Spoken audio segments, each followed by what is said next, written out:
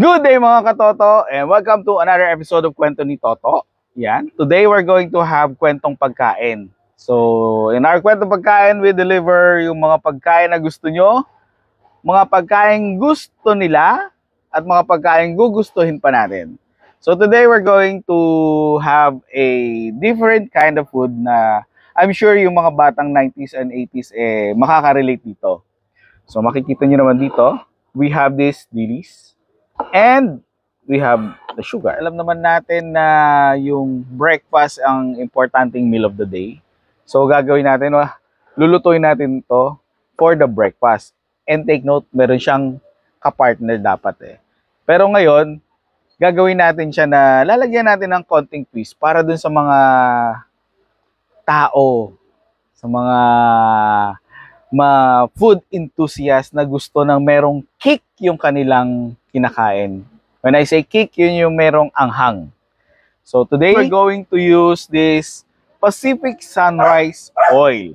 Made of palm oil and rich with vitamin A and vitamin E. Tapos meron din siyang omega-6 and omega-9. So talagang healthy yung healthy yung oil natin. Siyempre, lulutuin natin yung ating sweet and spicy dilis.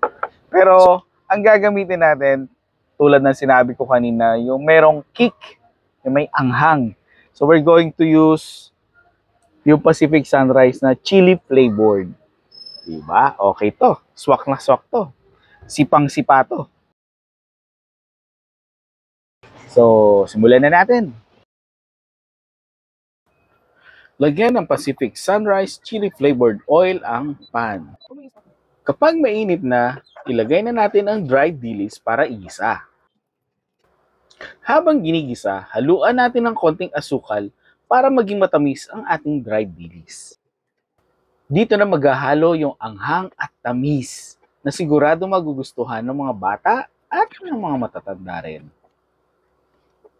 Haluin lang ng haluin para hindi masunog. Pagkatapos, meron ka ng sweet and spicy dilis. Okay, ito na yung yung ating sweet and spicy dilis. So, lalagyan na natin dun sa ating, yung sabi ko kanilang kapartner niya, sa umaga, lalo sa umaga. Siyempre itong champurado. Lalagyan na natin siya.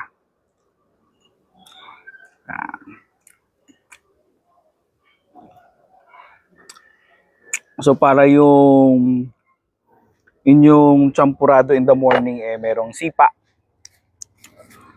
So, ito. Ayan na siya.